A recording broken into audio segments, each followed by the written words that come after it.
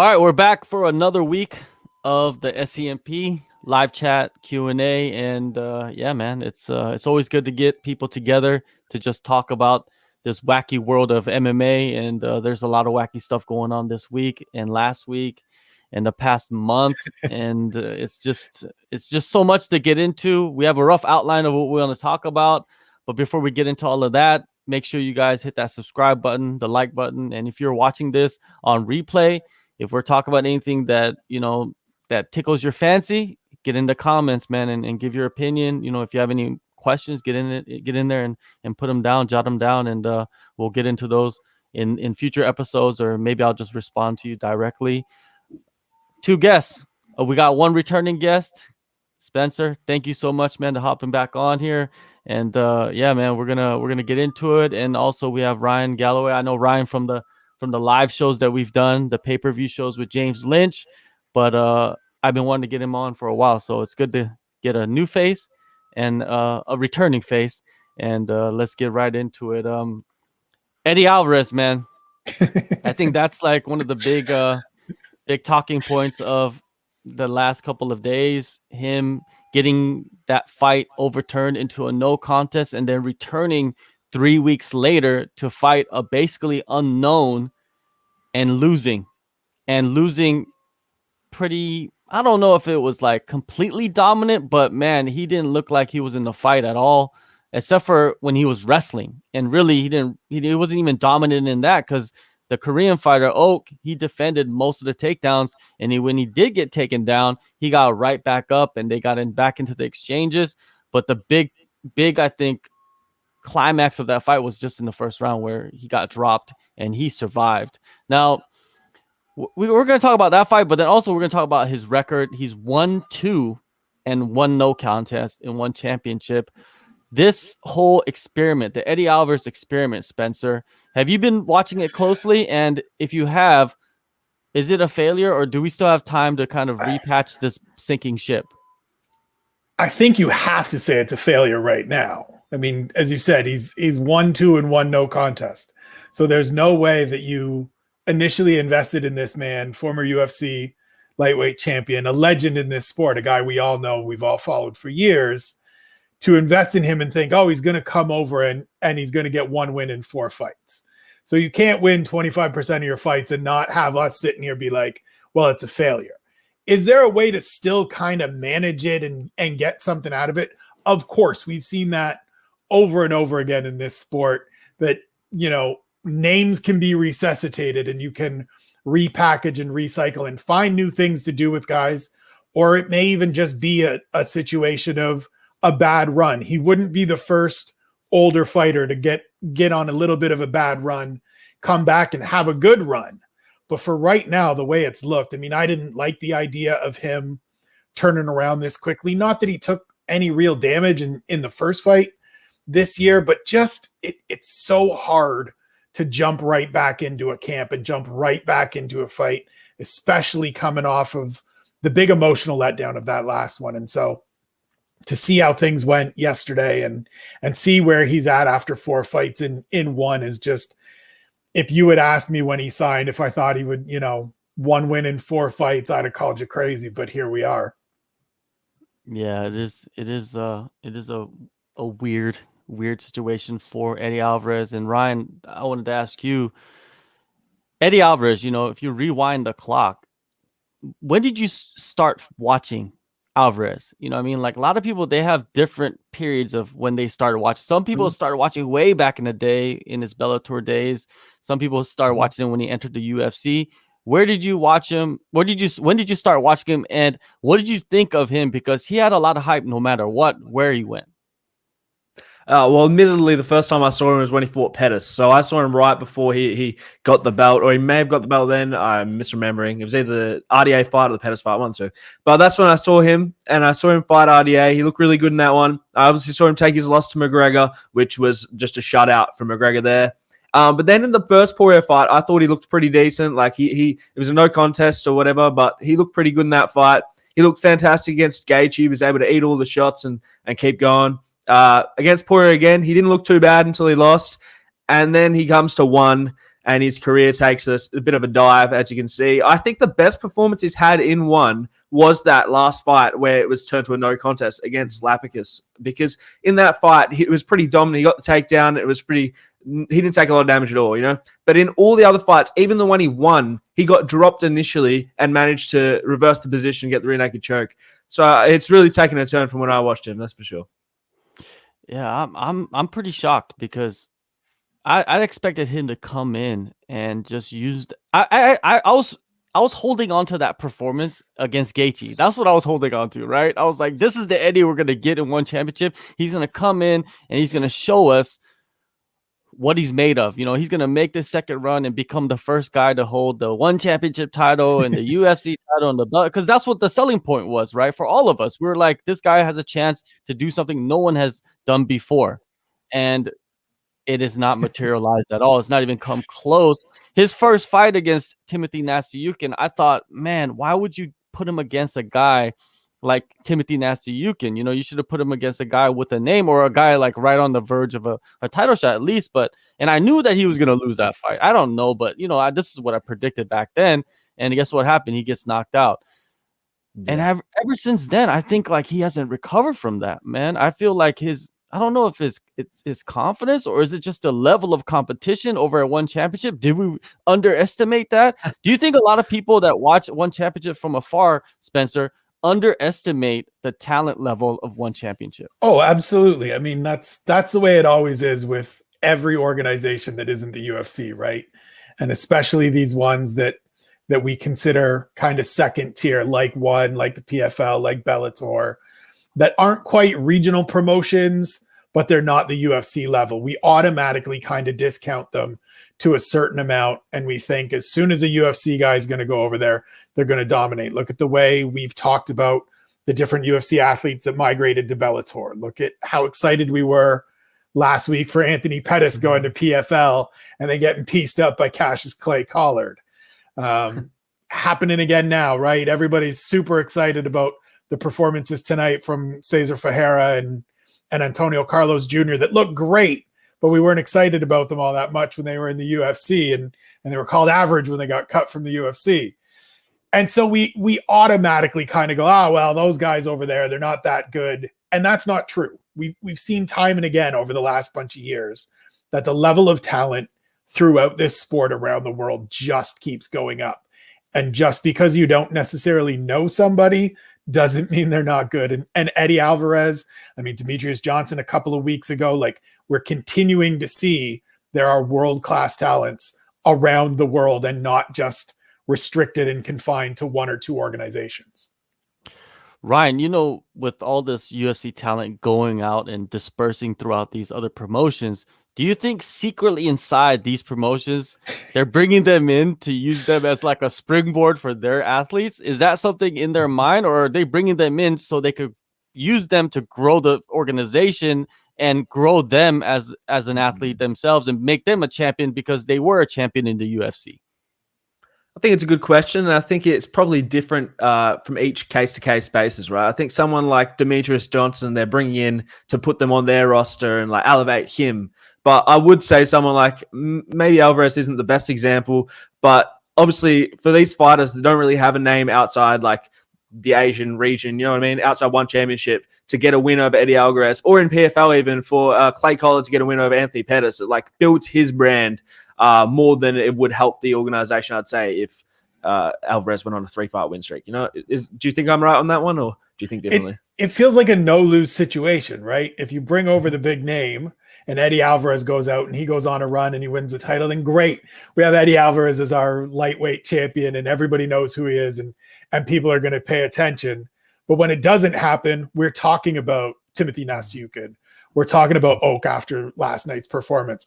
This is the most anyone has ever talked about Adriano Moraes, who is a phenomenal fighter, but never got that recognition because he hadn't beaten anybody. And so it's I don't want to say it's a no-lose for one, because they're investing a lot of money in these athletes, and you certainly don't want to just throw money away. But there are win-win elements of it, because they are elevating these guys that are already there, and that in turn is elevating the company's profile as a whole. Yeah, these transactions, right, that are happening, I feel like the organizations are winning no matter what. These organizations, they win because why? Eddie Alvarez loses, we're talking about it. Right. Eddie Alvarez wins, like you said, he's our champion now, right? So it doesn't matter. Demetrius Johnson wins, he's our champion. He's the GOAT. He's the greatest ever. If he loses, oh, look, we got this guy, Adriano Moraes. He's better than Mighty Mouse because he just, put him in the, to the other realms, right? With the big knee. We got a better, rule set than you guys do because why? We're more action packed, right? Like I like the rule set that one championship has. I like the knees to a grounded opponent. I think that should be implemented everywhere else, but that's another argument for another day. Now, where does Eddie Alvarez go from here though, Ryan? Where does he go, man? Because do you put him against another top guy? Who do you see him fighting next? I think you do the rematch with Lapicus, right? Because that was the closest fight he's had. He arguably won that fight. I thought the stoppage was a bit silly to have a no contest or whatever. I thought the shots looked reasonably legal until they weren't. You know what I mean? But he was warned right at the last seconds. I would have been happy with him getting a TKO victory there. So I feel like a rematch would make a lot of sense for those two. It's just, where does he sit? He wasn't even ranked in this fight, and I think Lapicus will still be ranked number 2. So you're really going to give him the number 2 guy? What happens if he wins? You're going to give him a title shot next? He's got, 3 losses now? It'll be a weird situation. Spencer, man. What do you do? It's tough, right? Like I almost feel, and look, I don't want to spend Chatri's money because he does well enough doing it. Spend his money. I want to spend his money a little bit. I'd love to get a little say in this. This feels like one of those situations where you go out and find another free agent that's out there that's a little bit older, that's in that same kind of boat as Eddie, and then that can be kind of your rehab fight for both parties. Then that moves you forward, because you don't necessarily want to do, as Ryan's saying, give him the opportunity to fight the number 2 guy. He goes out and wins. And then it's like, you just keep stacking the deck for Eddie Alvarez to keep trying to further him down the road. So if there are people out there that we know, that fans know, that is going to be a little bit more interesting, given the struggles that he's had, than some of the guys that are already in one, that to me feels like the path you take, of go out and find a name that needs an opportunity and wants an opportunity. And I mean, we see it every week, right? There's people raising their hand every time an opportunity opens up. Go and find one of those guys. I'm sure they'll be willing to do it and see what happens. Yeah, won't you just bring in like Phil Baroni or somebody to fight Eddie Alvarez? I mean, look, Albert Tumanov was raising his hand to fight Cowboy this week. Yeah. And if you wanted to sign Albert Tumanov to go and fight Eddie Alvarez, I am all the way in. Yeah, and maybe Diego Sanchez isn't really retired. Maybe he could go over there and fight. The weight classes are different, right? 155 is 170, really, in reality, right? Lightweight is 170 pounds. So maybe Diego can go. He's fought at lightweight before. I mean, he's a lazy welterweight. Let's just say that, right? Because he didn't look very in shape, and plus he just recently pulled out of his last fight against Cowboy. I don't know why. What was the reason? Do you guys remember? I don't even remember seeing anything about that. They haven't declared a reason. There's been some rumblings today that he may have been released. There may have been some Diego saying things stuff. That is a rumor. I'm not reporting anything. I'm not a reporter. I do not have sources. That's just the chatter on Twitter. It wouldn't be surprising to me if that was the case, but yeah, he's definitely somebody that, if he's out there, that's a fight that's going to get eyeballs. Definitely. Now, one on TNT, I think it has been a success for one championship. I'm just going to be real. I think they've gotten a lot more traffic, especially on social media. They even have ESPN reporting on one championship. I don't think that's happened in the past because of Eddie, because of Demetrius. You got more interviews of one championship fighters in North America by North American outlets. And I think it's going to continue on. I think if they continue this partnership with TNT, and maybe they're going to leverage it against another, broadcasting company.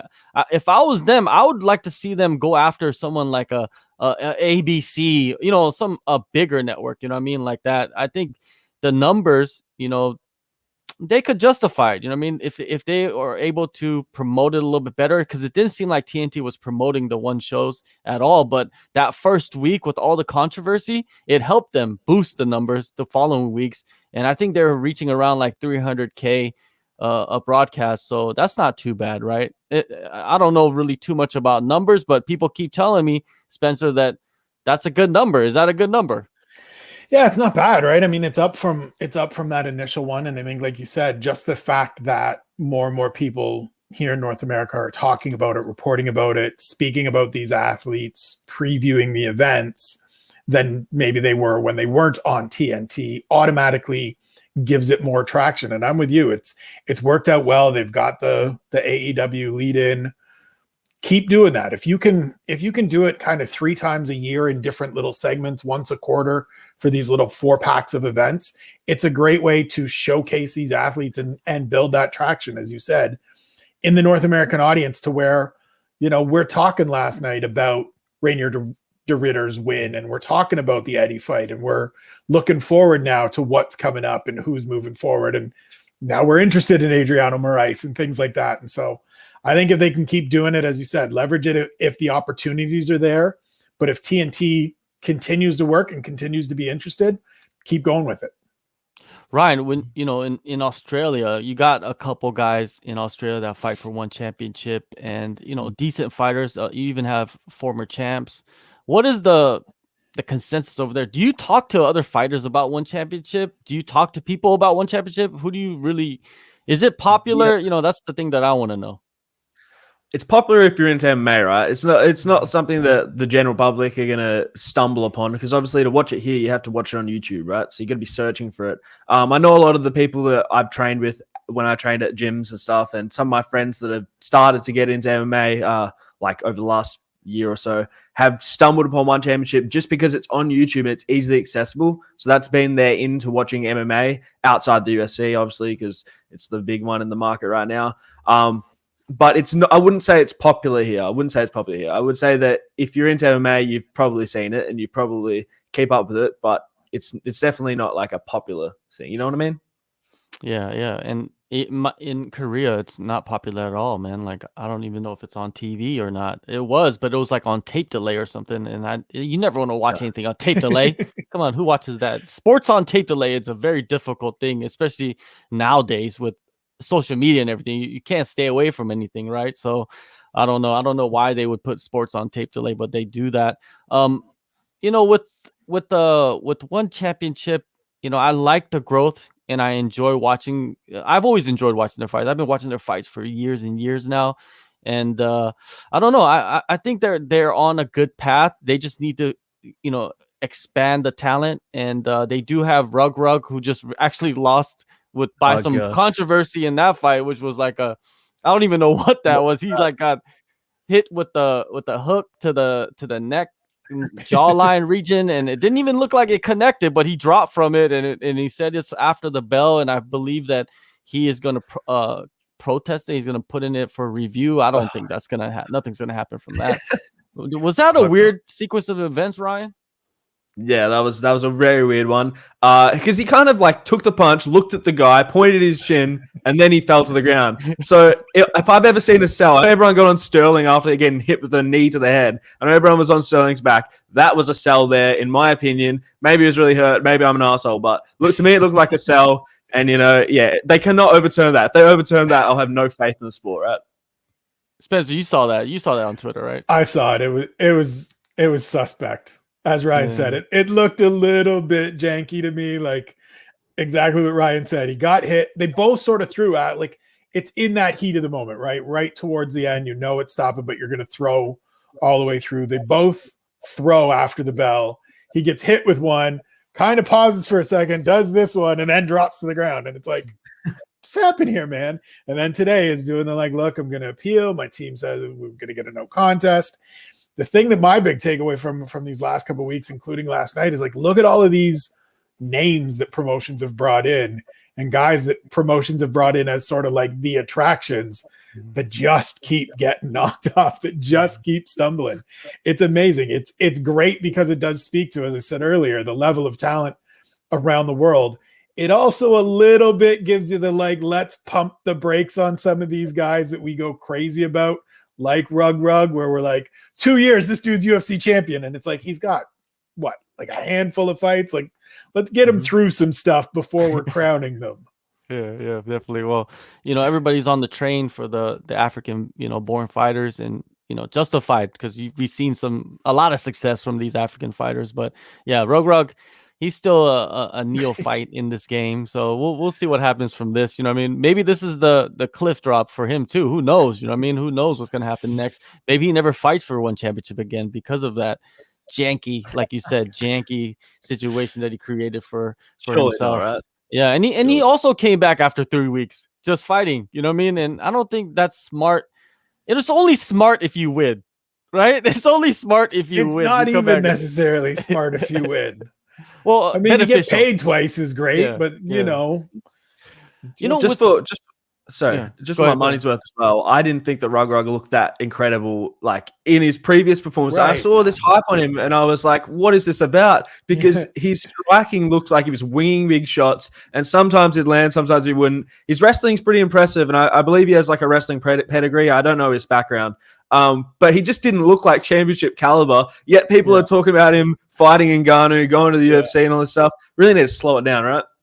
Yeah, definitely. Now, going back to like one finding a spot, and maybe they're gonna stay with TNT. I don't know. And Alan Bones Jones was saying maybe they could go to TNT, his streaming service like HBO Max. And I was thinking, man, why haven't Netflix gotten into the MMA game? Like, why haven't imagine putting all your footage, your stock footage, your fights all on Netflix? Netflix is worldwide, has millions and millions and millions of subscribers, right? I have Netflix. Almost everybody I know has Netflix, right? Or has some account or your Netflix password. Or my networks, right? So like, I'm thinking like, when is a promotion going to be able to like hook something up with Netflix to where, okay, we're going to stream our fights on Netflix. We're going to put our catalog on Netflix. And I think it'll be beneficial, but who can do that?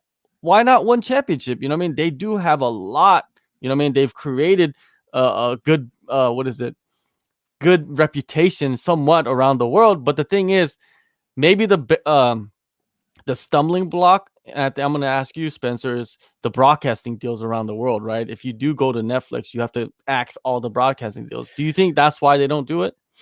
I think so. I mean, it's one of those things, we hear a lot of talk of it here in North America about sort of the major sports, right? Every time a new deal comes up for the NFL or the NBA, is Amazon going to jump in? Is Yahoo going to jump in? I think the same thing as you. I think eventually it's inevitable. We see it with the UFC, with ESPN Plus, obviously, Fight Pass before that.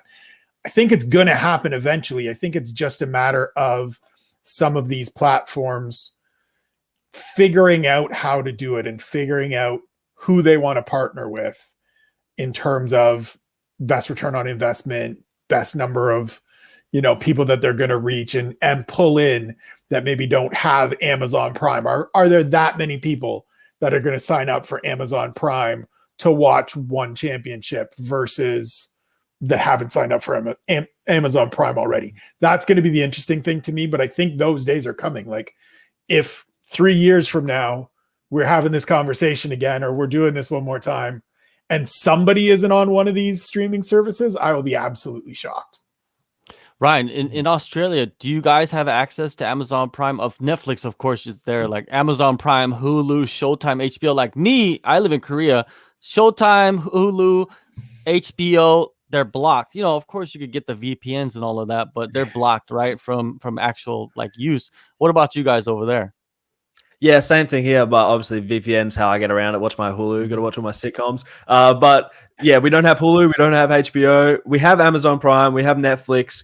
We have a couple of other streaming services. Interestingly enough, this streaming service we have here called Stan, they introduced Stan Sport, which has live sport, and it has like replays of football games and NFL and all this stuff like that. It's just like a sports section on their service, and that's been pretty popular for them, I think. But it does come at an extra cost on top of the standard Stan subscription. But maybe that's a model someone like Netflix could work in, because like Spencer was saying, that so many people have Netflix. Or was it one of you was saying? Anyway, so many people have Netflix. So putting like a sports section on there, everyone's already got it. adopting just an extra fee on there, maybe an extra $9 a month or whatever, wouldn't be too hard. And the problem I see with that for someone like One Championship, I don't know if it's the case. I'm not like a business expert by any means, but wouldn't that limit their their company's growth because they're selling the rights to it to Netflix or whoever for a fee? So if they do more numbers, they don't see like more money. Is that correct? I'm not sure about the business of it.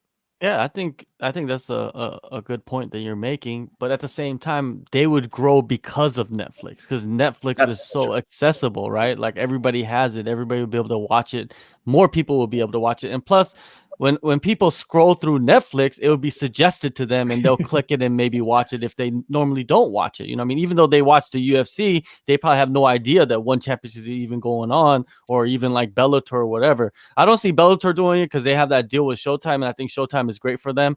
But like a One Championship, PFL has ESPN, so yeah, I think One Championship has a lot of options, man. They just have to get into the boardroom and see like what deal they could come up with. But seems like they like TNT. But if I was them, I would be leveraging the TNT to get a better deal with a broader audience, right? Because really, when I lived in the States, TNT was a channel for like basketball and like reruns. That's right. basically it, right? And you didn't really watch it for other, maybe baseball, during the day, but that's about it. I don't know about now. This was a long time ago, so we'll see what happens. It's still basketball and Law and Order episodes. Yeah, and Who's the Boss and Silver Spoons, and I don't know if you guys know those shows, but yeah, I remember watching that. Saved by the Bell, I remember that on TNT too. So yeah, it's TNT, man. I think if you can continue and make some profit with TNT, go with it. If you can't, man, try to find another spot.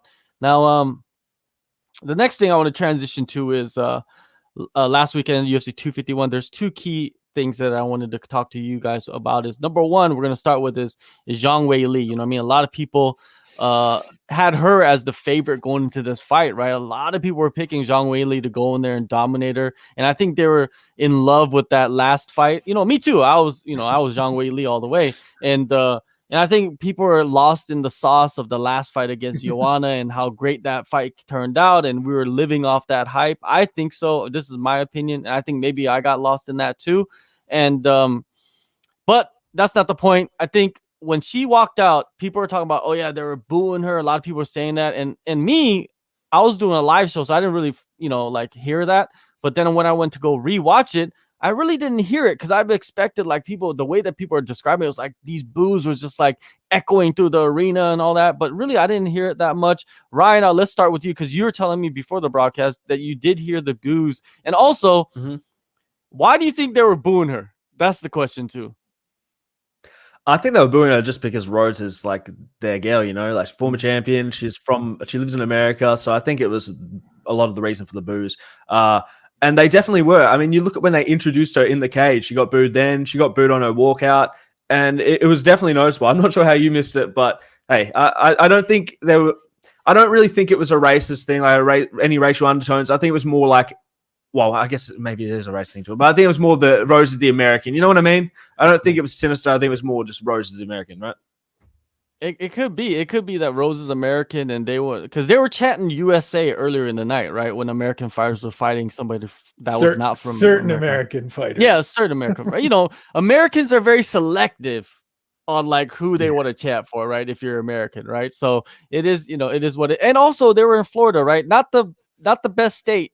You know what I mean? In the US, I lived there for like a year, and I lived in Georgia, the state above that. Not the most friendly state for certain Americans. Certain types of Americans, right? So or certain people in general. Yeah, certain people in general. That's right. And I don't know. I like to be optimistic. You know what I mean? I like to feel, because somebody brought up this point. It's like casual fans. They probably had no idea that this like communist rhetoric was going on before the fight, in the lead up of the fight. They just liked Rose. You know what I mean? They seen Rose on the poster. She's this, ball-headed, girl that can kick some ass, and she's American, so we're going to cheer for her just automatically. And that's the casual fan. And those casual fans are the ones that were in the arena.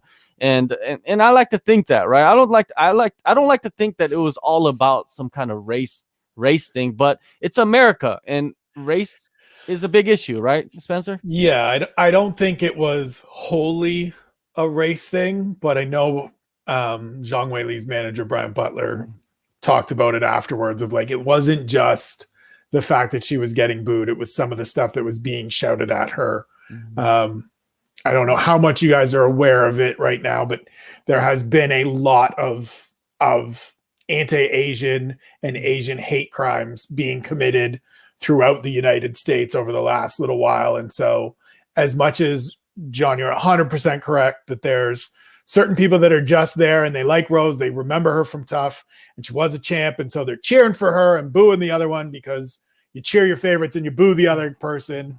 There were also certainly a bunch of assholes in that building that were booing her because she's from China and she's Asian fighting an American on American soil. And that's the really unfortunate part, because it doesn't need it. I mean, it goes without saying to me, it doesn't need to be any of that stuff. There doesn't need to be. I thought it was unnecessary for Rose to bring up what she brought up beforehand.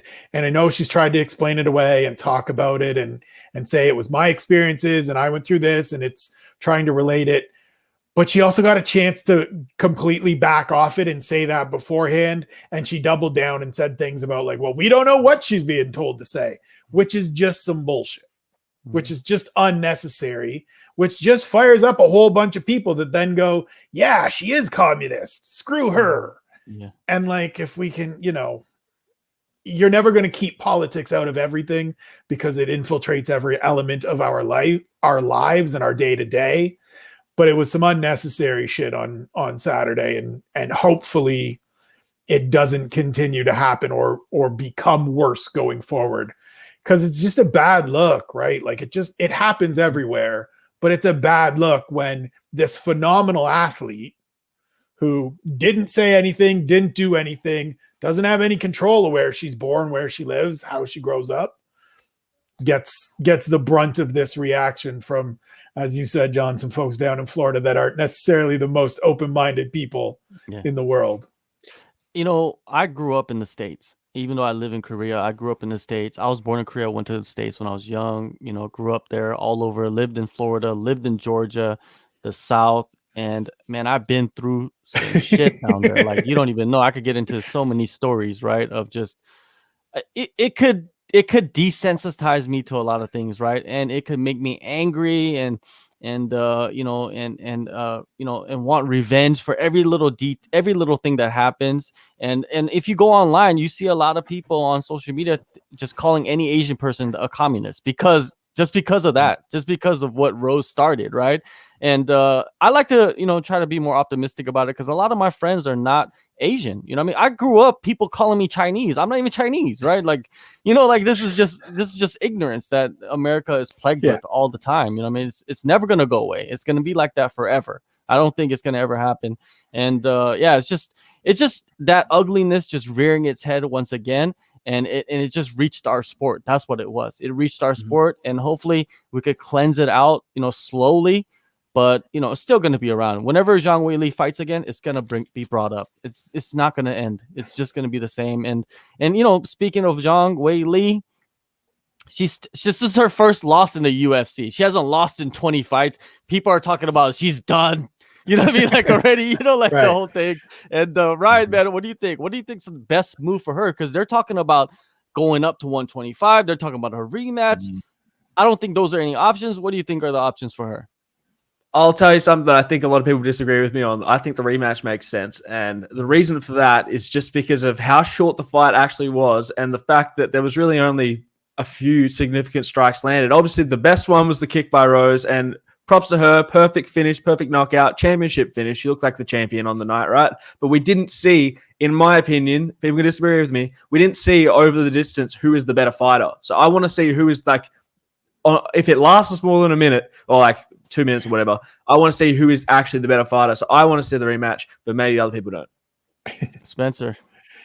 I mean, I wouldn't be opposed to a rematch. I think when you get a finish like that, it's sometimes hard to run it back, because I agree with what Ryan's saying of we didn't see more than that one shot. And look, it's not a lucky, there's no luck involved. It is a well-placed, professional, technical, beautiful kick. I do want to see it again at some point. I think because there was only one successful title defense, and man, was it a title defense.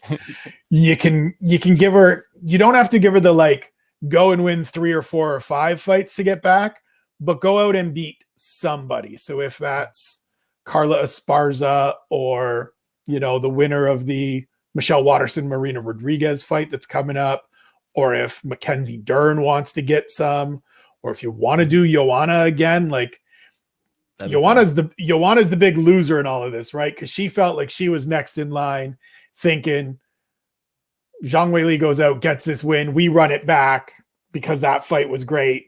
Now it's Rose, and Rose has already beaten her twice, and there's not a lot of people lining up to be like, yeah, let me see that again.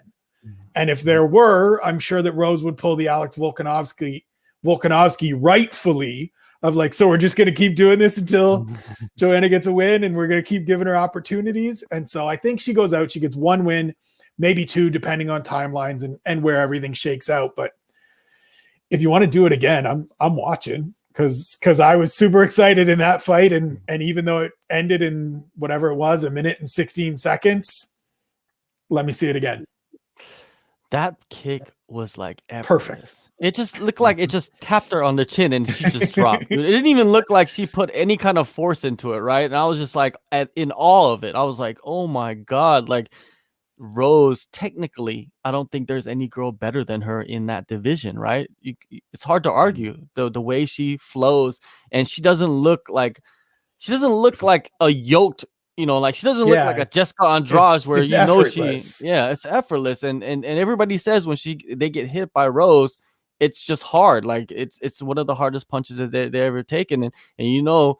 Now Weili knows it, Joanna knows it, right? And and what's her name? Jessica Andrade even admitted to it, right? So you gotta just be watching her, man. I think she's great. She's gonna end up being probably one of the greatest female fighters of all time if she isn't already.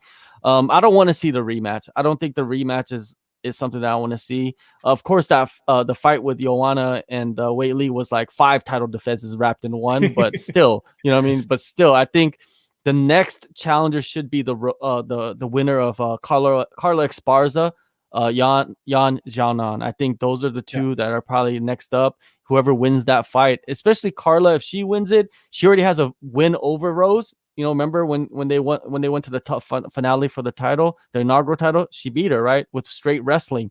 And I want to see if Rose can beat Carla. Because you know what Carla's going to do? She's going to go in there and do she has the blueprint. She's going to do the exact same thing. Can Rose defend and knock her out, right? I want to see it if she wins against Yan. Yan goes in there. That is an interesting fight because Yan will stand there and straight bang with her. Like, she doesn't care about getting hit. And I want to see that too. That's exciting, right? It gives opportunity for Rose to get another knockout. If she can't get a knockout, can she make adjustments with the Terminator coming forward? Like Yan, she's a Terminator, man. She might not have the most power, but man, she has volume, and she'll just keep coming and coming and coming until you just wilt her. And I want to see that. Those are interesting fights. For Weili, I think she should take. I don't see, the thing is, like, should she take some time off, because she already took more than a year off, right? I don't think she should. I think she should just take the suspension from getting knocked out and get back in there as soon as possible and fight one of the top girls she hasn't fought yet. Because remember, the biggest argument about her was when she got the title shot is she didn't fight the top girls to get the title shot. Right. Now she has the opportunity to do that because she's already been a champ, and now the girls are going to call for her to fight, right? Because remember Dana White was saying, oh, nobody wants to fight Zhang Weili, nobody wants to fight her. But at the same time, nobody really knew her, you know, coming up. So now everybody knows her. Give her who she can get. I think she needs to get maybe 2 more fights in, win 2 fights against 2 top contenders. I think a fight with Claudia Gadelha would be a good one. I think that's a good matchup, right? If that's not booked. But, you know, she has options. Weili has a lot of options. We'll see what happens with her. Let's get into some of these questions. Someone was mentioning, okay, here. Dana said he's looking to do an event in Singapore, but can you do it without Weili, especially without the belt? You could do it without the belt. But the thing is, like, he's been saying that he was going to do in Singapore, and I talked to people about that, and there's just been some stumbling blocks, right? And I don't know if I don't want to like accuse anybody of anything, but there might be a promotion there that doesn't want that to happen, right? And they're tied in with the government, and they've been doing shows there. I don't know. I'm just saying, right? Because this is a competition, and when you're in a competition and you're in the business world, you're gonna take every advantage, right? That you can take. You use every card that you can pull, right? And and you know, if you have a card up your sleeve, use that, right? To advance your position. So I don't know if that's gonna happen. I don't know if there's going to be a show in Asia any time in the next year or so, because before the pandemic, I was getting word that they were going to do another show right away in Korea after that last one with the Zombie and Frankie Edgar, because that got such good reviews, and you know they sold out the stadium and everything, and the new stadium was ready, renovated and ready for the UFC to come in Seoul, not in Busan, right? Seoul is the main place, so. But the pandemic happened. They just, you know, delayed all of that stuff. But I don't think it's going to happen anytime soon. We'll see what happens. We got Brian Campbell asked her if she'd be interested in a trilogy with JJ. She said she would be interested. So I guess Rose is interested in the trilogy. I don't know. But there are a lot of girls. Spencer said Dern is there. Yan Zhao is there. You know, a bunch of them. It's the deepest division, right? That's the really cool thing. And if Rose is at that point that she talked about after winning, of being ready to be champion again and actually ready to embrace it, we could be looking. I mean, 115 has been the most exciting women's division for a little bit now, and I think this, given the people that are there, the newcomers that are scaling the ranks, there's some people that, you know, are still kind of holdovers that have been there from the jump. There's people like Tatiana Suarez, who hasn't fought in forever because she's been hurt. Like, if she comes back, she looked great her last couple fights. There's some really cool options. It's going to be there's lots of opportunity for all of these women, and it should be a whole bunch of really good fights. Yeah, Suarez, if she comes back, she's the darkest of the darkest horses, right? She's like, she just has the skill set to beat everybody. But she did look human in the last fight, though. You know, she did get frustrated with some of the wrestling exchanges, and we'll see, man. She's been injured, and I think she's in recovery. So hopefully she comes back soon and throws a wrench into that division somehow, some way. Now, the other big topic was Nick Diaz is coming back at 90 years old, right? And he was at UFC 261. People are taking pictures of him. He's with his people, and Dana White comes in. He's all happy, right? Dana White doesn't like, there's Dana White smiles at something that he thinks is ridiculous, and he smiles when he's like, he really likes the idea. And last week after the press conference, or after the fight, during the press conference, he gave one of those smiles when he got asked by Nick Diaz, like, something is brewing, and something that I want is brewing. And what do you think is brewing, Spencer? Like, let's get into that. Nick Diaz. I mean, all the reports, all the talk is that he's back and he's gonna fight, and they're gonna announce something here soon. And you know, the name that is getting thrown out there is Khamzat Chimaev, which is just the worst idea to me. We could get into that in a minute, but like, I don't know what your viewership is like in terms of support for the Diaz brothers, but I'm probably going to get some blowback on this. I'm over it. I've been over it. Nick Diaz ain't won a fight since he beat BJ Penn. That was in 2011. I know that everybody loves him. I know that people still want to see him compete and things like that. But I mean, if you're going to do this and you're going down this road, it's sort of like when we were talking about with Eddie Alvarez, right? There's some people you can put him in there with that it's super interesting. And even I would be on board as a guy that hasn't always been a big fan of the Diaz brothers shtick. You rematch him with Robbie Lawler, I'm in. You put him in there with Jorge Masvidal, I'm in. There's a couple of names. But if you try to convince me that this dude needs to fight Khamzat Chimaev, I'm not tuning in, because I can tell you right now how that fight's going to go. Ground, pound, smash, and then Diaz complains about, this guy doesn't even want to fight me. If this was a real fight, I'd kick his ass. And so if you're going to do it right. Figure out the right guy. I think Robbie Lawler is the perfect name for this. They're both the same relative age, same relative record, same relative stage of their career. Run that back, because their first fight was amazing. And so just don't do something dumb with this and try to get somebody over by pairing them with Nick Diaz. Ryan, let's play devil's advocate, and you are going to argue for Khamzat Chimaev to fight Nick Diaz? Like, what would be the arguments? Because Dana White, I think he wants this really bad.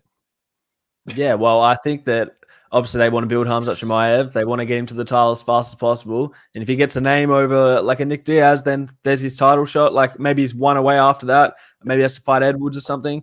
Or alternatively, if Nick Diaz can get it done, you can put him in a title fight. Look at that. He can fight for a title at like whatever, 40-something years old. I don't know how old he is. He could be the next title contender. So, this is a really important matchup that needs to happen for the belt. It's interesting because just a few years back, I don't think Dana was the biggest fan of the Diaz brothers at all. Like, he's like, they're the worst. You remember he would just skip out on press conferences, miss flights. And you know how Dana hates those. He hates that. You know what I mean? Remember GSP sitting in a press conference by himself, and Dana White's like, where is he? We don't know. We don't know where he is. He missed his flight. And then all of a sudden now he wants to come back after not winning a fight in 10 years. And Dana's all giddy.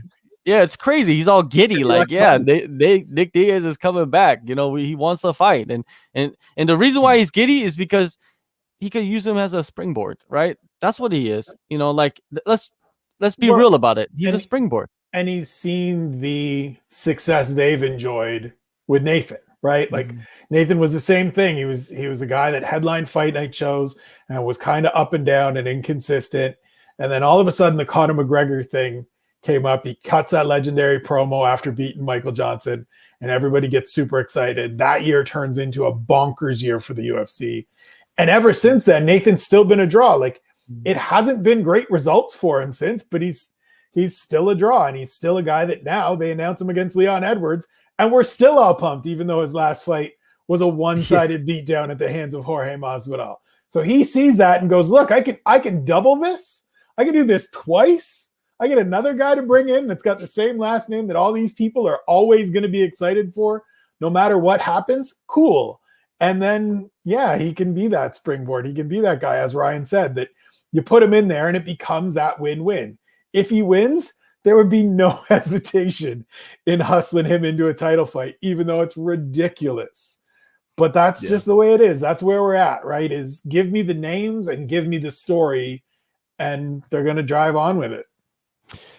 Dana White, he's like this evil genius in some ways. And do you think in his little basement, his little like war room, that he has a picture, like the FBI does, like with like little lines connected, and all those lines eventually connect to Nick Diaz fighting his brother Nathan Diaz at UFC 300 or something like that, right? What do you think about this craziness?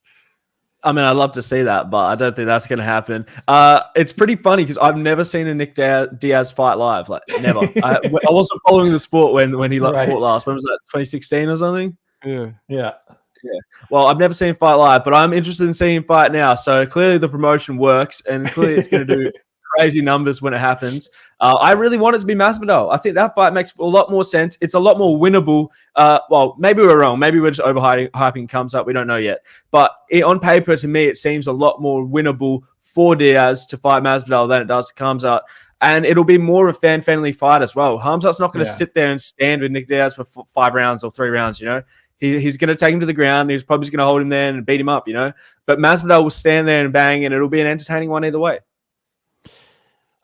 Nick, I was over the Diaz brothers a while back, because they just kept prolonging their hiatus, and they would go on and talk trash to fighters when they really didn't want to fight.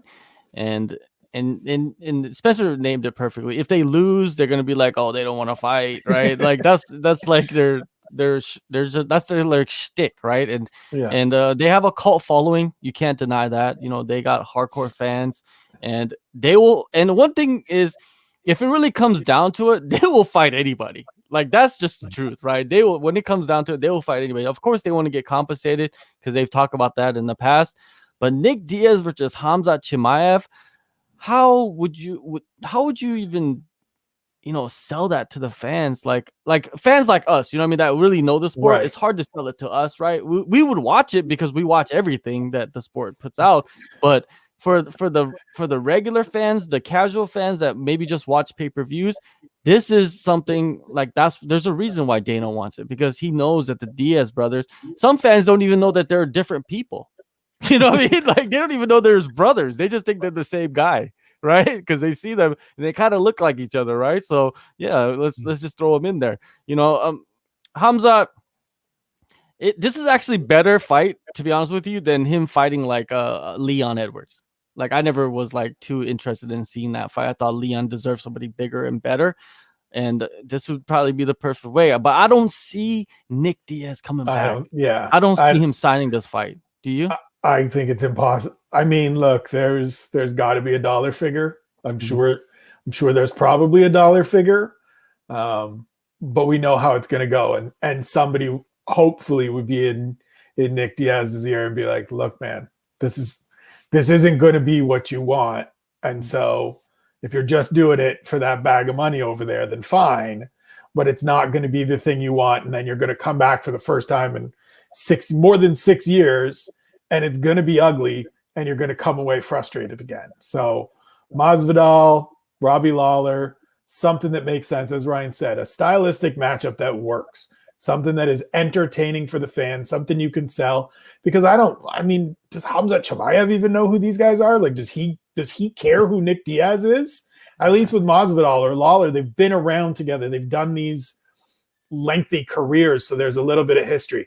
And I would love to have Jorge Masvidal talking trash to the other Diaz brother about, "I beat your little brother, come and get, you can have some too," showing up in his robes and his, house slippers.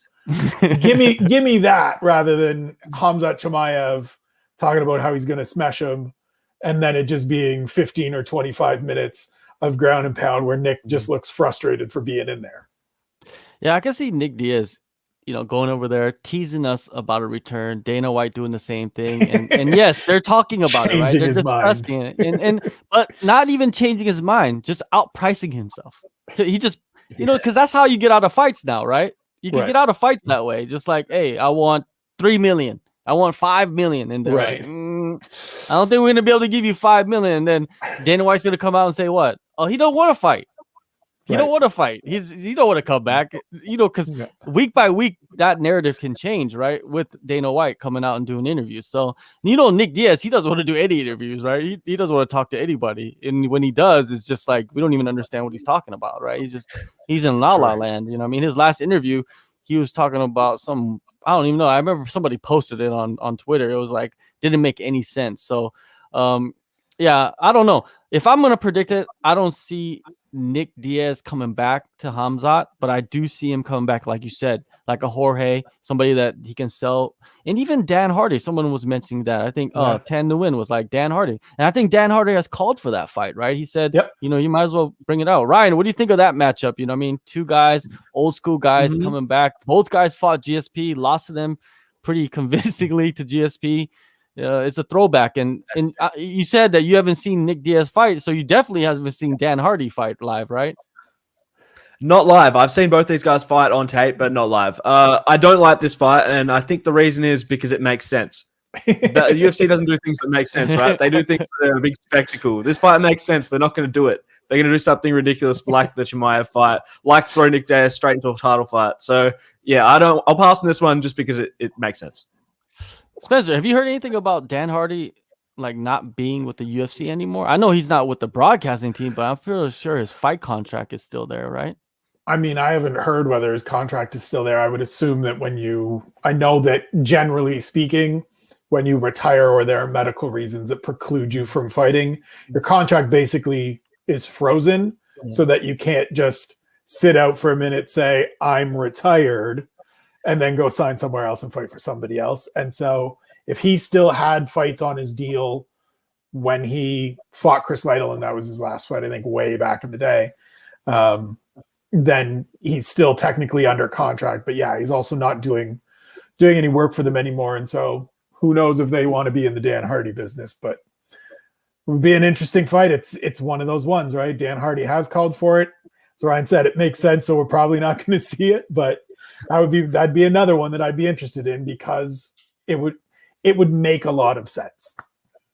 Yeah, it would make a lot of sense. And another thing coming out of UFC 261 is, man, Chris Weidman and the unfortunate situation.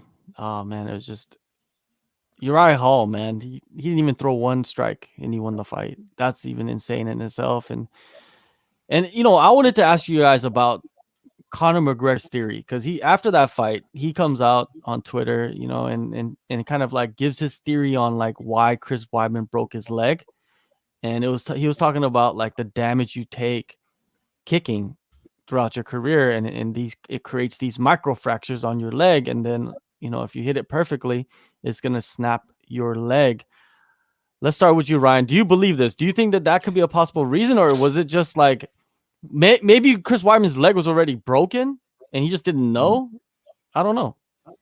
Well, I'm pretty sure it wasn't the thing with Silver's leg break that there was a hairline fracture. Was that like a recorded fact? I don't know. I don't remember that. Right. Well, if that was the case, then okay, maybe it does make a lot of sense that kicking gives you these little fractures in your bone, and then obviously when you hit them in the right spot, they break. But we've only seen it a few times, and there's definitely heavier kickers and people that kick more than Chris Weidman. So it's just like a case-to-case thing, right? I don't think there's something to it where everyone who throws kicks is going to end up having this happen at some point. Yeah, that would be weird to me if that actually was the case. Yeah, what was your reaction to that? To the break, Spencer? Watching it live, and I screamed at my television, turned away, and it was the exact moment that my wife was walking into the room, and I said, "Do not look at the television." And she just instantly did this one, and I was like, "Just don't." I explained what happened. She didn't remember that Anderson Silva Chris Weidman thing because it was years ago now, and I just I didn't even look at the TV. I mean, I felt horrible for Chris. I felt horrible for Uriah Hall, who I interviewed going into it. I know how much he had put into this camp and put into preparing for this fight. I think he handled himself like an absolute class act, as he always does, in talking about it afterwards and saying, "Look, whenever Chris is back, wherever I'm ranked, I own this fight again." That's good person stuff. But yeah, I couldn't watch it. I understand why they have to show replays of stuff and things like that, but that was a good 15, 20 minutes where I didn't look at my TV. I didn't look at Twitter, still scroll past stuff because I don't need to see that image again. As Ryan said, there's been 3 instances in the UFC. They're all burned into my memory and I never need to see them again. So it's terrible.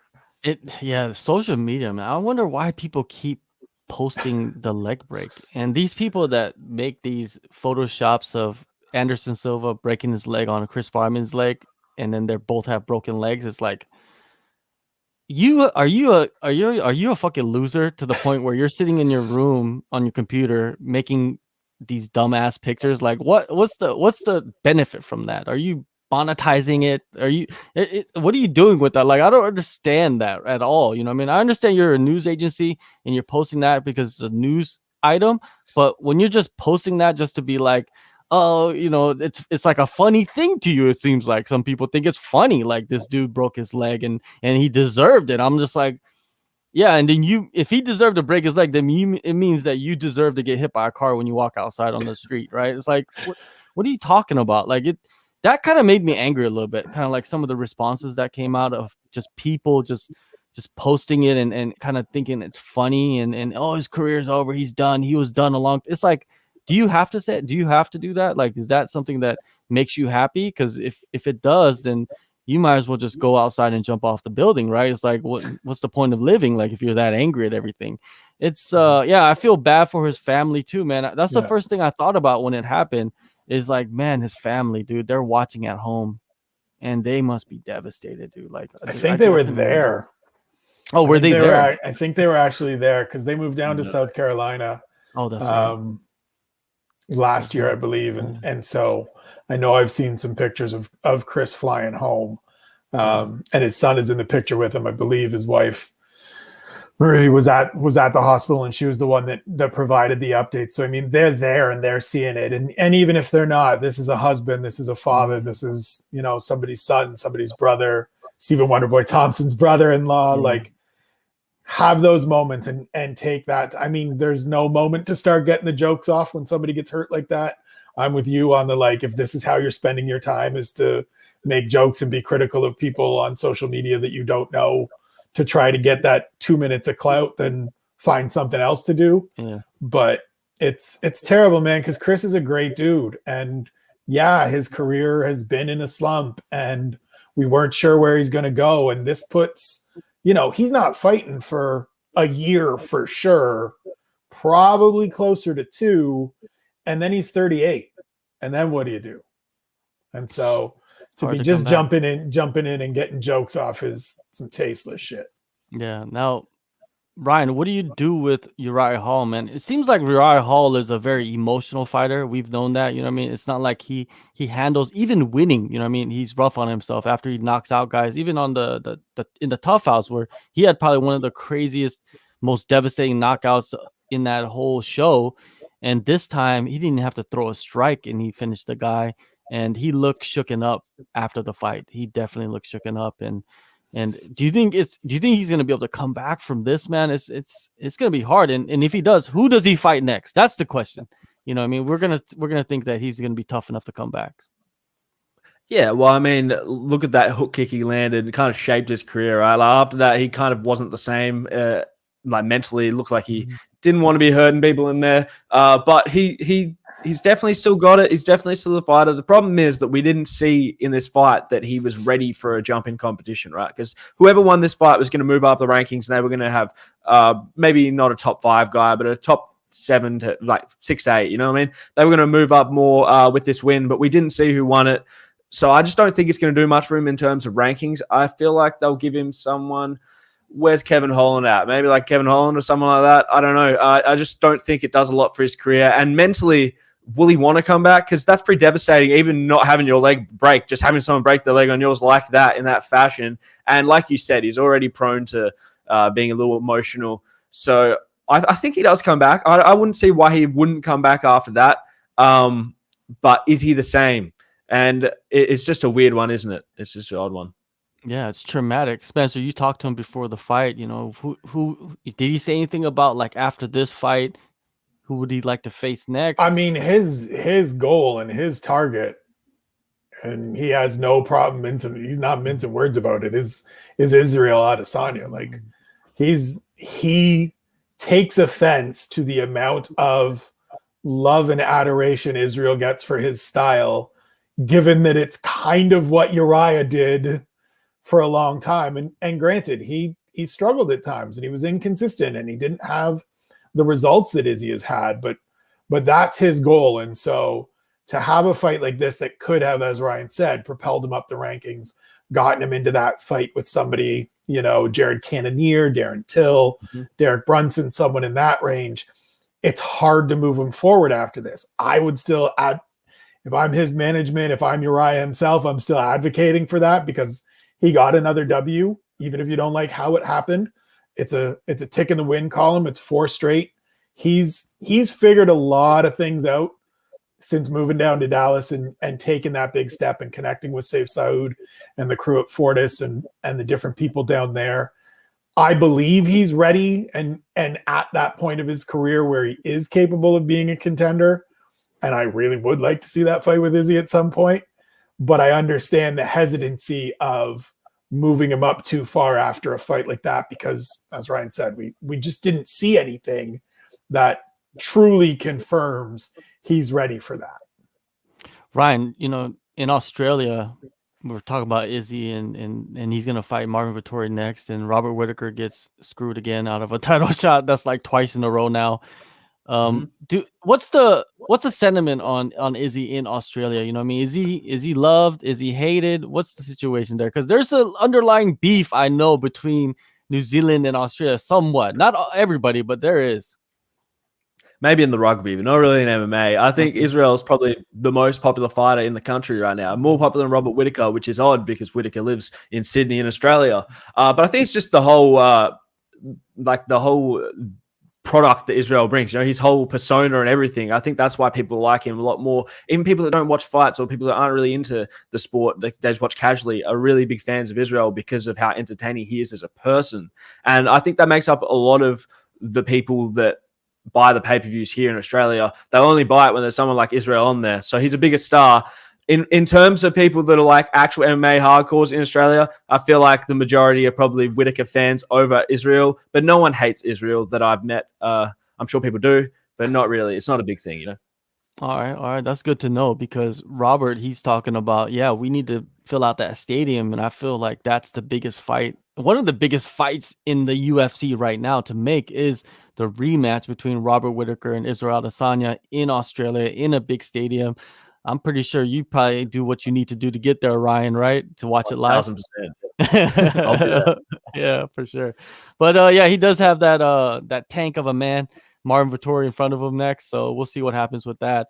Now let's move on to this weekend's card, UFC Vegas 25. Finally, we get the return of Jiri Prohaska.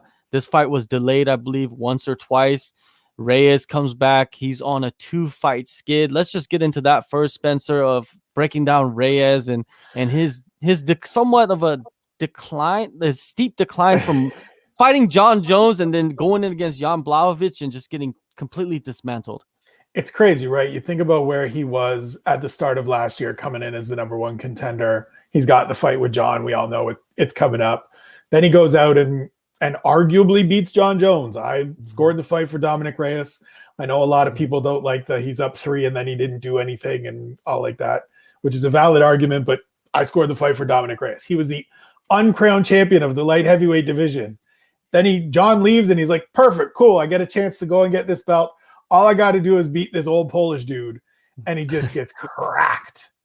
And I mean, now he's a year later and you got to just be second guessing some stuff. You got to be questioning some stuff. I would imagine, and this is again, just me speculating, no reporting, that the letdown of not getting that victory over John kind of changed some things up. And it's got to be hard to deal with, right? Like, you did enough. And there's 14 of 21 people on MMA Decisions said you did enough. And so many people in your mentions saying, you're the champ, bro. And we're all calling him the uncrowned king. And then you just think it's going to happen because it's just Jan Blachowicz. And you just get absolutely clocked by that legendary Polish power. And so he's at a crossroads. I mean, it was the first thing I wrote about in my 10 things today is it's crazy that he's at a crossroads and it's not quite a must win because he's not going to be, shipped off and cut loose if he loses. But like, if he loses this one, that road back to contention is that much longer. And that's wild considering last March, I thought he was the light heavyweight champion. Yeah. Ryan, that Jones fight, a lot of people believe, Reyes won that fight. Reyes is probably hearing from left, right, and center. You're the uncrowned, like, Spencer was saying, you're the uncrowned champ. You're great. You're the best light heavyweight in the world. And then he goes in against Jan Blachowicz, which a guy most people wasn't talking about. Yes, he's a threat, but not really a threat. He could, like, people were like, he can't beat John Jones. And then everybody's telling you, Reyes, you beat John Jones, right? So maybe, do you think he was drinking that Kool-Aid a little too much and really underestimated Jan when he went into that fight? And there was a lot on the line, right? There was the championship belt on the line and then lost it. And will we see a rejuvenated Reyes? Will we see a Reyes that was the one that headed into the Jones fight? Or do you think he's maybe still drinking the Kool-Aid and he's just thinking like, oh yeah, I got caught in that fight? Because really, he didn't get caught. He was getting dismantled, right, by Jan Blachowicz. So Ryan, what do you think the mentality is? If you could just like be a fly on the wall and speculate. I'm sure his mentality right now is I need to win this fight. I don't think he's going to come into it the same way he did to that Jan fight where if you look at the embedded, he was telling himself, yeah, I beat Jones. Yeah, he wasn't looking past Jan Blachowicz. Let's get that straight. But his confidence was sky high because he's coming off that Jones fight where I know a lot of people thought he won. I thought Jones won, funnily enough, but it was very close. So like either way, I understand the argument why Reyes won that fight. But coming off that, having all that confidence, going there against Jan, getting finished the way he did, and like you said, it wasn't like he got one shot put out. He got dominated from the start of the fight to the end of where it finished. He was just not in that fight at all. So I think he's probably got the mindset of, I need to win this one, even though, like you said, he probably doesn't need to win this one. He's not going to get cut off a loss here. But he's going to come into it thinking he needs to win it. And I actually do think he's going to win this one. Jiri Prochazka is really, really good. He's got a lot of power, but he holds his hands down and he's been tagged. You watched the fight with Ozdemir. He got tagged a lot. He just had a granite chin, ate the shots, and put a bigger one back. I think Reyes comes into this with a better mindset, and I think he gets it done. Yeah, Jiri Prohaska, a guy that, I've been watching for a long time before the UFC, and I talked to him ahead of this fight, and he was, and we broke down that first fight. I was asking him about it, like, when, what did you think about your performance? What were you doing in there? And he was like, I was just trying something new. That wasn't really my game plan heading in. It was just something I wanted to try and keep my hands low and move around and just be free. And he knows, he learned from that fight. He knows that he can't get hit that much, because if you get hit in the wrong spot, you're done. Especially Ozdemir. Ozdemir just got, hammers for fists, right? And he still ate those. Do you think Reyes has more power than Ozdemir Spencer? Do you think that we could look at that as something? I think he's got more. I don't know if it's necessarily more power, but I think he has more weapons, and there's more for Jiri Prohaska to be worried about or to have to contend with. And so there's more ways for Dominick Reyes to get a finish here. We remember he got sort of the acclaim to get into the UFC and became a viral sensation with the head kick knockouts. We saw him do really great things in his first few fights, going out there and getting finishes and showing that power in his hands. And so I don't know that it's necessarily bigger power than Volkan Ozdemir has, but he's got more weapons, and there's more for Jiri Prohaska to have to contend with. So it's going to be interesting, because if you fight with your hands down like that against Dominick Reyes, or really anybody, as you were saying, you're going to eat some. And as Ryan said, he got hit with some. It's not like he went out there and was just styling on Volkan Ozdemir. Yeah. He got hit a bunch, and I was surprised that he kept his hands down and kept fighting that way. But dude is a wild man. If you haven't seen his fights in Ryzen, go and check those out, because he's wild. Like, this is who he is. It's what he is, and he's sort of just one of those dudes. It's like, I'm going to throw one, you're going to throw one, and whoever falls, falls. And it's been the other guy consistently throughout his career. So this is going to be a fun way to close out the night on Saturday. If you look back at the Reyes Ozdemir fight, that fight was a split decision. I don't really remember if it. I think it was a close fight, though, right? It wasn't like someone was, completely dominant, right? These guys were just, I think they were both so worried about each other's power that it ended up being such a close fight, right? And the one thing about Prohaska, he doesn't care about your power. And that's what makes this fight interesting. He's going to go in there, and of course he's going to, not get hit as much as the first fight. I think that's something that people are going to look for in this one. Is he going to, because I was, when Ozdemir was fighting Jiri, I was like, man, someone's going to get knocked out, because every punch was like, boom, boom, boom. You're like, you're on the edge of your seat. Like, you could kind of feel it when they're landing, right? So, I don't know. You can't do MMA math, right? You can't do it you can't do it ever. You can't use that as logical, argument for anything. But it's going to be an exciting fight. But the only problem that I see is that coming off back-to-back losses, will Reyes be too tentative? That's the thing. With Reyes come in with a game plan, and he'll be obsessing on the game plan so much where that he will lose the fight just because of inactivity, just because he won't go in for the kill against Prohaska. Because Prohaska, like you said, in the first fight, he left himself open so much, but maybe that was his traps. Maybe he was trapping Ozdemir with his face. Right? I don't know. I mean, maybe the one thing that will work in Dominick Reyes' favor, to what you're saying about if he is kind of hesitant and he is in his head a little bit too much, is that Jiri Prohaska does not care. He is not going to give you a minute to sit there and overthink things. It's the old Mike Tyson, right? Everybody's got a game plan until they get punched in the face. Dominick Reyes is going to get punched in the face. And if he wants to be hesitant, he's going to get punched in the face a lot and lose a third straight fight. So hopefully, if he is kind of overthinking it and in his head a little bit, those first couple wake him up, and we get the fight that I think all three of us agree this could turn into be of just an absolute firefight. Now, Ryan, with Prohaska and Reyes, they're in different positions, I feel like, in the division, right? Even if they win, if they lose, right? So if Reyes wins, where does that put him? Do you think that puts him in line for a title shot? Because in a way, I feel like a lot of people believe if he beats Reyes, Jiri beats Reyes, Jiri has a strong argument for a title shot. Of course you have Rakic there. So what do you see? Oh, that's the one I think. I think whoever wins this will either get Rakic or they'll get the loser of the title fight, right? It's either going to be Glover, Jan, or Rakic. I think if Jiri gets it done and Jan loses his belt, that fight makes a lot of sense between them. If Glover loses the title shot, I think a fight between, and Reyes wins this, a Reyes-Glover fight makes sense. Rakic might just be the next title contender because there's a matchup with the loser. You know what I mean? I think the loser of the title fight could end up being matched with the winner of this fight, which just leaves Rakic to get his own title shot next.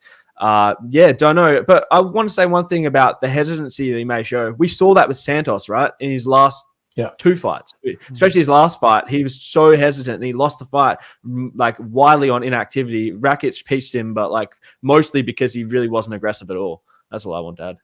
Yeah, and Spencer, that I think that is an important narrative going in. But Santos, do you think he fits in there anywhere with any of these guys?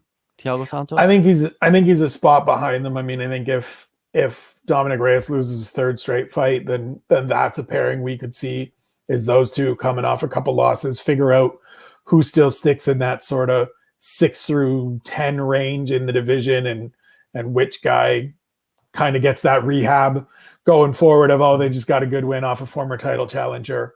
But yeah, I think Ryan's sort of breakdown of where this goes is pretty spot on. I think Alexander Rakic just kind of sits and waits his turn. He's done enough now at this point. The last 2 wins weren't the most exciting performances, but he did what he had to do, and the timing of things feels like it's going to line up. It'll be interesting with that title fight happening in September to see if he wants to sit and wait that long. That might be, it might mean that he's not fighting again until next year, and maybe the UFC or he or both say, let me get one more. And so maybe he ends up fighting the winner of this to figure things out. But if it shakes out the way that Ryan laid out, I wouldn't be mad at that at all. Ryan, last weekend, Jimmy Crute, he lost to Anthony Smith, and I felt like if Jimmy Crute would have got past Anthony Smith, he would be fitting in here somewhere, right? But now he's sitting off a loss. I don't think it's a huge dip in his stock, right? Because it was stopped between rounds by the doctor. He could have went forward, but he just had that drop foot or whatever you want to call it. Where does Anthony Smith fit in all of this? Anthony Smith, that's a good question. Maybe you do a fight with Santos. I don't actually know. Where's Smith in the rankings now? Because he had that Clark win. Now he's had a win over Crute. He'd probably be about 6 or 7, right? 7 or 8. Something so maybe like that's that, something. Yeah, maybe Santos. Maybe the loser of this fight would be another good one. I think that's where he is. Like that's the level of competition he needs to be facing now again to build his way up. Is the loser of this one, or Santos is on 3 on the best, But then you got the madman Ankalaev, right? Like this guy, even though his last fight wasn't like, I feel like we've like decided that, okay, Ankalaev's going to go in there and smash everybody with knockouts. And then last fight, he didn't do that. So we're like underwhelmed by him, but I still feel like he is a dangerous threat in that division. And if he would speak English, I think that's another thing is important is Jiri. He's worked on his English, even though it wasn't very good. Because I've been interviewing him for like years now. And years ago, his English was not very good, but he will still do it in English, the interviews. And he would try his hardest. And now he's getting to the point where it's like, okay, you're able to comprehend most of what he says. And that's important for like your audience. That's important to grow your brand as a fighter. And the UFC sees that. And if you keep winning, they're going to use you, right? And I feel like Ankalaev, I don't know if his English is good or not, but if he would go out there and do more interviews, I think he would be more popular, just like Jiri is. Jiri only has 1 fight, and people are already talking about him, right? Think about that, right? And it helps to have the hair. What do you, Spencer? What's going on with the hair, man? Is he Tong Po now? As a ponytail guy, there's one tucked under here. As a man bun dude, I respect the hair. I couldn't pull off the colors and the like. As you said, throwing out the Tong Po, good reference. But it's true. Like you see these guys and these men and women that put the effort into understanding this is a North American based company. That's the primary audience. I need to speak English. It makes me more accessible. It makes me more available to everybody. It's a huge thing. Maybe it shouldn't be because I kind of want to just see the best fighters fight the best fighters and I don't care what they necessarily have to say. And that's weird to say as a dude that interviews fighters all the time. But, I've worked with translators. I've worked with email interviews. There's ways around these things. You can make it work. Subtitles aren't that hard to deal with people. But yeah, I mean, you look at this division now and I think a lot of us felt when John Jones said, I'm a go, that it was like, oh, great. What do we do now? And 205 kind of felt like that wasteland. But it's great right now. Like there's so much happening in this division that there's so many matchups you can make that would be entertaining, interesting, new opportunities. Guys like Ankalaev, the guys that are still around. Jimmy Crute, as you said, it doesn't drop him down too far. He lost to a former title challenger. And he said himself, and I 100% believe him, I was ready to go out there and just pull guard even if I couldn't walk. Away you go. And so I think it's a really cool time at 205. It's going to be interesting. All right. Now, before we move on to the co-main event, I wanted to get your guys' predictions on this fight between Reyes and Prohaska. What do you think, Ryan? What do you see happening? I think Reyes probably goes out there quite defensively, doesn't get hit with too many big shots early, brings it into the second or third round, lands something his own and put it away. All right. Spencer. Yeah, I agree. I think we've seen, and shout out to Dan Tom, who I know has been on this show before, put out some stuff this week talking about sort of Reyes' ability to fight moving backwards and fight off the back foot, highlighting that Jared Cannonier finish. I think that's a thing that is really going to work for him, because as much as Prohaska has that 80-inch reach, he doesn't necessarily use it. He likes getting in close and throwing wild. And so I think kind of the same thing, a little tentative early, but gets it done with something, either a retreating shot like we've seen from guys in the past and seen from him in the past, or he goes out there and throws one of those high kicks when those hands are low and just puts them away and gets that victory that he really needs. Yeah, I'm gonna go against both of you guys. I'm gonna go with Prohaska. I think Prohaska is gonna go in there, and the first fight is not really what we're gonna see in the second fight. I feel like he's gonna protect himself a little bit better, have the hands up, but he's gonna put his hands down. That's kind of like his style. He's like this. He's like a hyena, like a hyena, how they like bounce around with their hands low and stuff like that.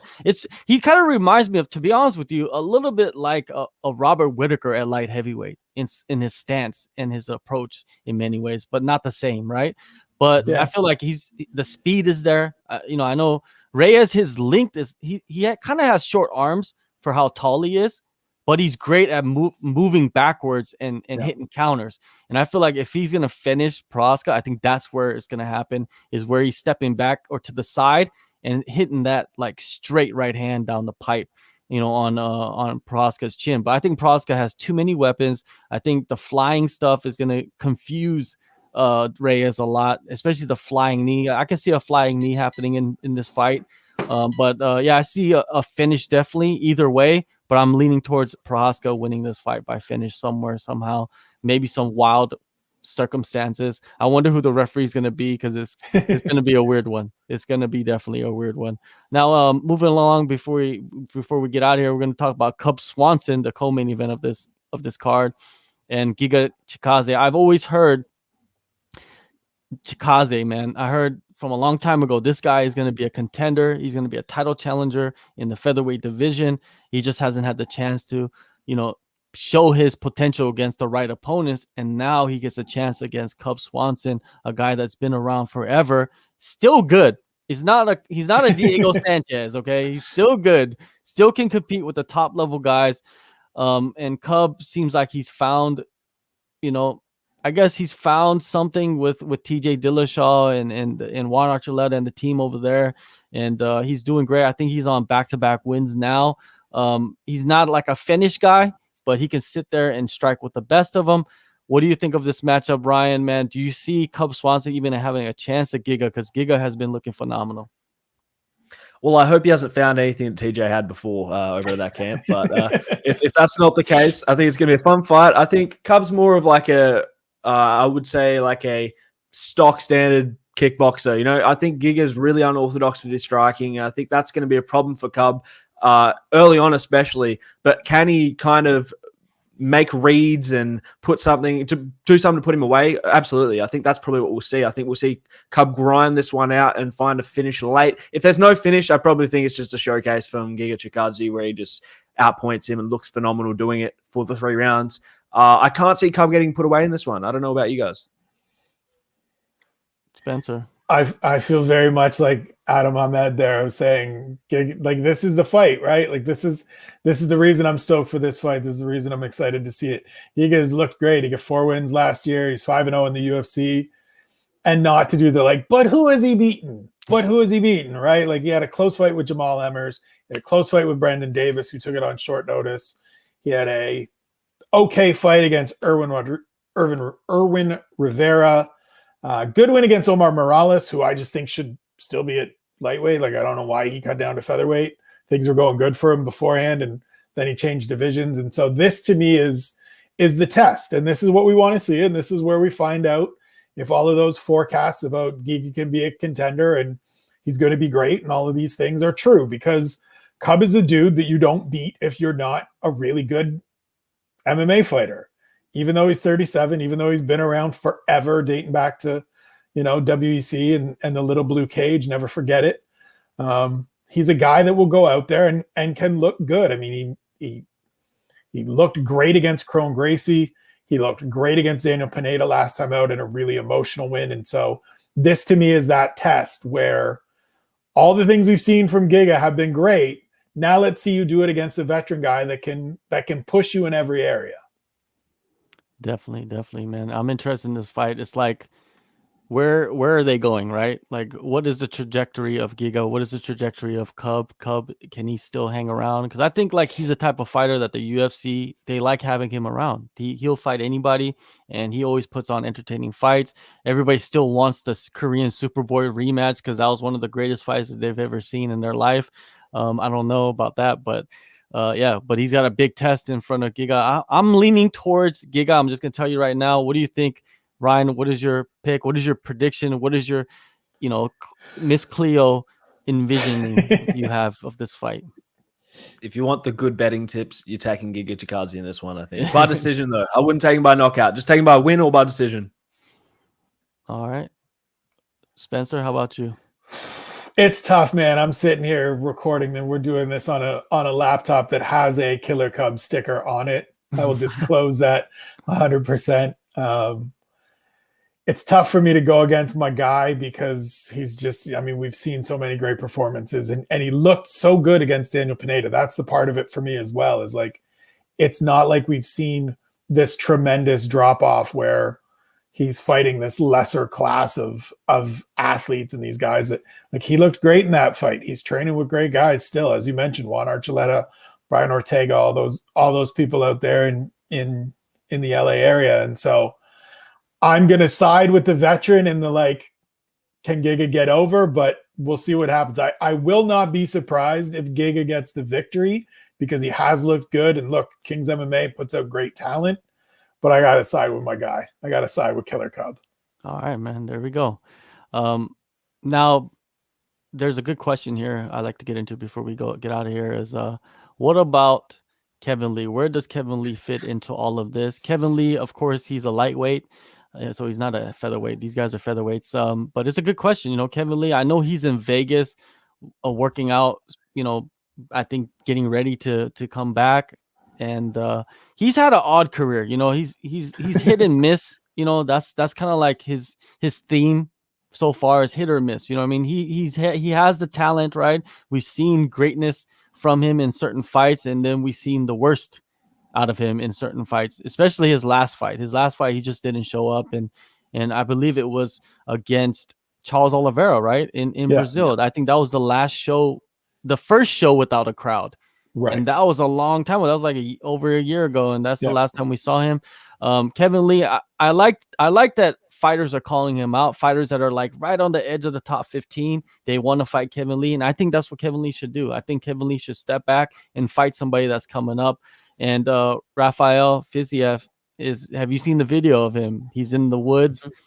Kevin Lee, where are you? I thought it was a funny video, man. I thought Rafael, if you follow him on social media, he's a funny guy, man. Like he's so violent too, and I think that's a good opportunity for Rafael. I think that they could build off the momentum that he's created for himself with the performances. This guy's a bonus machine. Kevin Lee, it would be a great way of him to kind of reintroduce himself to the audience again and say like, hey, I'm still here. I can beat the top prospects coming up.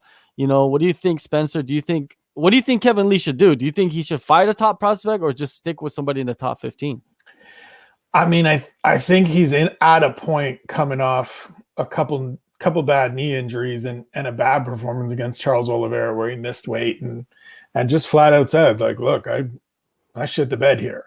That he needs to just take whatever he can get, kind of thing. Rafael Fiziev is a gnarly matchup. Like, as you said, there's been some really great performances from Kevin Lee, and it's crazy to me that he's still only 28 and we may not have seen the absolute best of him yet, which is crazy to think about because we've seen some terrific performances, but he feels like a guy to me that coming off, as I said, those couple knee injuries and trying to get back into things needs to just go out there and have a good performance. And so don't worry about any of the trash talk. Don't worry about any of the flex in the Twitter fingers. Just get a matchup, get right, make weight, and go and perform, and then get back into things. Because he's a guy that I think all of us have seen, and the UFC has put some faith in before, that when things are going well and he gets things rolling, he can be a contender in this division, but he's got some ground to make up. And so just go out and get a fight, get a win, and then we'll talk about like calling people out and getting into some beef, because he likes beef. He likes getting in arguments and talking about who's got tickets and who doesn't have tickets and things like that. So he'll stir some stuff up, but go get a victory first. Yeah. So Ryan, who do you see? Like, if you could be the matchmaker, what would you put him against? Well, firstly, this question is a Chael Sonnen quote. I don't know if you picked up on that one, but that's where this question comes from because he kept asking, where's Kevin Lee fit into all this? But my answer, I think that he deserves the winner of Brad Riddell and Drew Dober. I think the winner of that will be somewhere in the top 15. And Kevin Lee, yeah, his last loss is to the guy fighting for the title, so it's aged pretty well in terms of losses. Right. Before that, he had a pretty stellar knockout, and then before that, a couple of slip-ups. But, I still feel like you give him a top 15 guy, and a fight with either Riddell or Dober is fun to watch. So that's what I'd like to see. All right, man. Well, there you go. That's 90 minutes. We're going to get out of here. But before we get out of here, let's get with Spencer first. Spencer, where can we find you? Let us know about what you've been working on and what we can expect. Everything is on the Twitter feed, man. I try to get everything that I put together and put out there on there. I've been starting to do my week in words on Saturday mornings. So even if you just tune in on Saturdays at Spencer Kyte, Kyte, the Keyboard Kimura newsletter, spencerkyte.com, spencerkyte.substack.com. Check that out. I've been writing it a bit more frequently over the last couple of weeks, but those are the two places. Next week, I got Neil Magny. I've got Michelle Watterson. I've got Marina Rodriguez. And then some good stuff coming for UFC 256 as well, including a really fun interview with Lando Venata that should turn into a great piece. So we'll tease that one a little bit. For sure, man. Always looking out for those, man. Make sure you get on that mailing list too. Sign up for that, and you won't miss anything. Ryan, you're over there at Low Kick MMA. You do other things outside of MMA. Tell us everything.